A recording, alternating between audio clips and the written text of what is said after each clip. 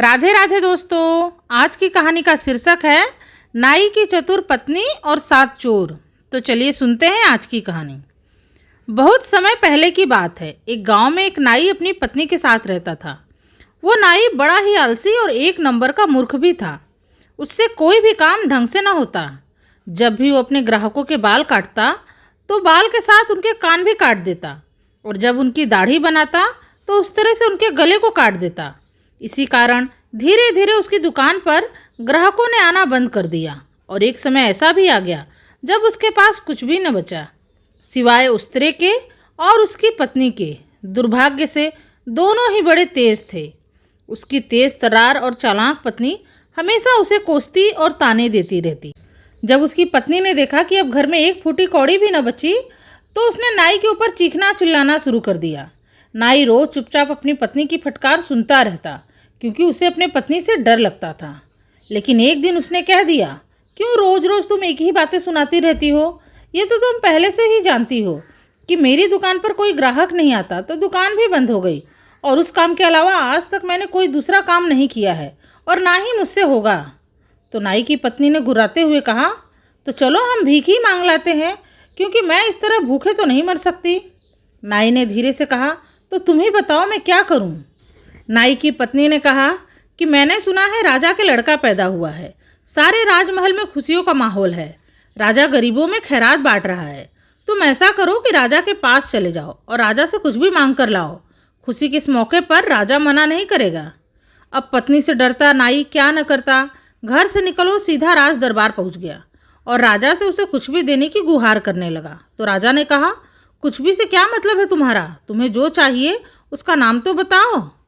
अब नाई सोच में पड़ गया, क्योंकि उसकी पत्नी ने किसी खास चीज़ का नाम तो बताया ही नहीं। अगर कुछ भी चीज़ का नाम उसे बता देती तो नाई उसी चीज़ का नाम राजा को बता देता।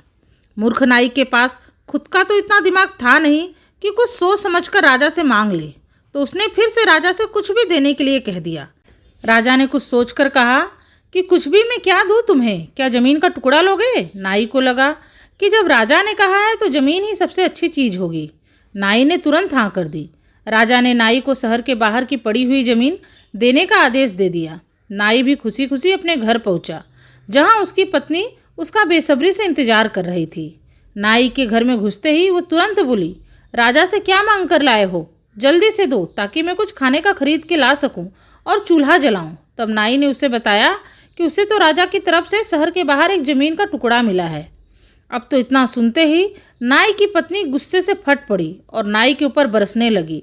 जब थोड़ी देर में चुप हुई तो नाई ने डरते डरते कहा, अरे ज़मीन तो ज़मीन होती है, सोचो हमारे पास कुछ तो होगा। तो पत्नी ने तुनकते हुए कहा कि अरे तुमसे बड़ा मूर्ख इस पूरी दुनिया में नहीं है। बताओ हम उस ज़मीन पर खेती कैसे करेंगे? न हमारे पास बैल है, न हमारे पास हल, कहाँ से लाएंगे? खेती करने के लिए बीजों की भी ज़रूरत होती है।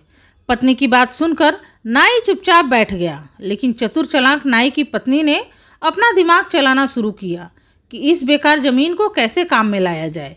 अगले दिन वो नाई को साथ लेकर उस ज़मीन पर पहुंच गई। उसने नाई को पहले ही समझा दिया था कि खेत पर चलकर तुम बस मेरी नकल करना। खेत पर पहुंचकर नाई की पत्नी पूरे खेत में घूम घूम कर बड़ी बेचैनी से देखने लगी, जैसे कि कुछ खोज रही हो। कोई राहगीर उधर से गुजरता और उससे पूछता तो बहाना बनाकर वहीं बैठ जाती।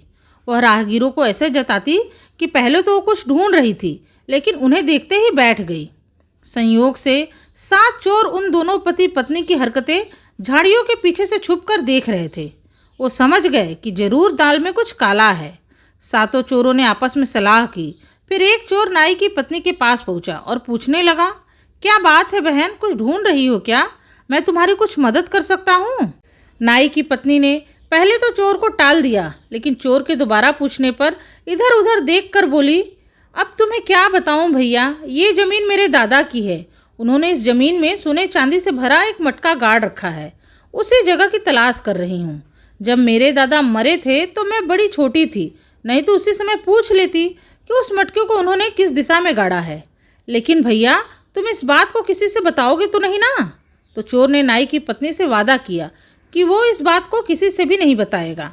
फिर नाई की पत्नी ने पलटकर नाई से कहा, चलो जी, आज तो दिन ढल गया है। कल कुछ मजदूरों को लाकर इस पूरी ज़मीन को खुदवाना पड़ेगा, तब जाकर ही कुछ पता चलेगा। इतना कहकर वो तो नाई के साथ अपने घर आ गई, लेकिन उधर अंधेरा होते ही सातों चोर मिलकर उस ज़मीन को खोदने लगे। वो पूरी रात उस ज़मीन को खोदते रहे। ज़मीन अब ऐसी हो गई थी जैसे उस पर 5 से 6 बार हल चलाकर अच्छे से जोत दिया गया हो। पूरी रात इतनी मेहनत करने के बाद भी चोरों को सोने चांदी के सिक्के तो क्या, फूटी कौड़ी भी न मिली। अगली सुबह जब नाई की पत्नी ने खेत देखा तो अपनी योजना के सफल होने पर बड़ी खुश हुई। वो तुरंत एक दुकान पर गई और बीज के लिए गेहूं उधार लेकर आई। दुकानदार ने भी खुशी खुशी उसे गेहूं उधार दे दिए, क्योंकि नाई की पत्नी ने उसे कुछ महीनों बाद गेहूं को 3 गुना लौटाने का वादा किया था। फिर नाई की पत्नी ने गेहूं की फसल उगाई, जो उम्मीद से भी ज़्यादा अच्छी हुई। उसने फसल बेचकर दुकानदार का कर्ज उतारकर बचे हुए पैसों से कुछ सोने और चांदी के सिक्के खरीद लिए। इस दौरान उन चोरों की नज़र भी पूरे समय नाई की पत्नी पर ही रही। एक दिन वो सातों चोर नाई के घर पहुंच गए और कहने लगे, इस फसल में से हमें भी हिस्सा चाहिए, क्योंकि इस पूरी ज़मीन को खोदकर हमने ही खेती करने लायक बनाया। तो नाई की पत्नी ने कहा, मैंने तो तुम्हें पहले ही बताया था कि इस ज़मीन में सोने चांदी के सिक्के दबे हैं, पर तुम लोग उसे नहीं ढूंढ पाए और मैंने ढूंढ लिया। अब तो वो मेरे पास ही है। उसमें न तो तुम्हारा कोई हक है, न तो तुम्हें कुछ मिलने वाला है। नाई की पत्नी की बातें सुनकर चोर बोले, तो ठीक है, आज रात तुम जरा संभल कर ही रहना, क्योंकि हम अपना हिस्सा खुद ही ले लेंगे। उस रात उन सातों चोरों में से एक चोर वहीं नाई के घर में ही छिपकर बैठ गया, ताकि रात में जब उसके साथी आए तो दरवाज़ा खोल सके। लेकिन उसे ये नहीं पता चला कि नाई की चालाक पत्नी ने उसे देख लिया था और उन चोरों को सबक सिखाने की तरकीब भी सोच ली थी। बेचारा नाई तो उन चोरों की धमकी से डरा हुआ था, इसलिए उसने अपनी पत्नी से सोने चांदी के सिक्कों के बारे में पूछा। तो पत्नी ने उस चोर को सुनाते हुए कहा कि दरवाजे के नीचे जो छोटी सी ताक है, उस पर मैंने एक हंडिया में उन सिक्कों को डालकर ऊपर से मिठाई रख दी है। ये सुनकर वो छुपा हुआ चोर बहुत खुश हुआ। जब नाई और उसकी पत्नी सो गए तब उस चोर ने धीरे से उस हंडिया को उठाया और चुपचाप घर से निकल गया। फिर उसने अपने साथियों को बड़े शान से अपना कारनामा बताया। सातों चोर चलकर एक पेड़ के नीचे बैठ गए। तो हंडिया लाने वाले चोर ने कहा, भाइयों, इस हंडिया के ऊपर मिठाइयाँ हैं, चलो पहले वो खा लेते हैं, बड़ी भूख लगी है। लेकिन नाई की पत्नी ने तो उस हंडिया में गोबर के गोल गोल लड्डू बनाकर भर दिए थे। जब उन सातों चोरों ने अंधेरे में उन गोबर के लड्डुओं को मिठाई समझकर अपने मुंह में डाली, तब उनके मुंह का बड़ा बुरा हाल हुआ। उन्हें नाई की पत्नी की हरकत पर बड़ा गुस्सा आया और उन्होंने नाई की पत्नी से बदला लेने की ठान ली। अगली सुबह जब वो सातों चोर नाई के घर पहुंचकर अपना हिस्सा मांगने लगे, तो दोनों पति पत्नी ने चोरों का खूब मजाक उड़ाया और उनकी खिल्ली उड़ाकर हंसने लगे। चोर अब गुस्से से लाल पीले हो गए और कहने लगे, अब तो तुम होशियार ही रहना, तुम लोगों ने हमें बहुत मूर्ख बना लिया, लेकिन अब हमारी बारी है। उस रात भी दूसरा चोर सावधानी के साथ नाई के घर में ही छुप गया, लेकिन नाई की पत्नी की नज़र तो उन चोरों की एक एक हरकत पर थी, सो उसने आज भी उस चोर को छिपते हुए देख लिया था। जब रात में सोते समय नाई ने अपनी पत्नी से पूछा कि तुमने उन सिक्कों को कहाँ रखा है, कहीं हमारे बिस्तर के नीचे ही तो नहीं रख दिए? तो नाई की चतुर पत्नी ने जवाब दिया, अरे नहीं जी, मैंने तो उन सिक्कों को पोटली में बांधकर नीम के पेड़ की एक डाली से लटका दिया है। चोरों को तो शक भी नहीं होगा कि वो सिक्के नीम के पेड़ पर लटक रहे हैं। ये सुनकर छिपा हुआ चोर मन ही मन बड़ा खुश हुआ और दबे पांव घर से बाहर निकल आया और अपने बाकी के साथियों के पास जाकर उन्हें सारी बात बता दी।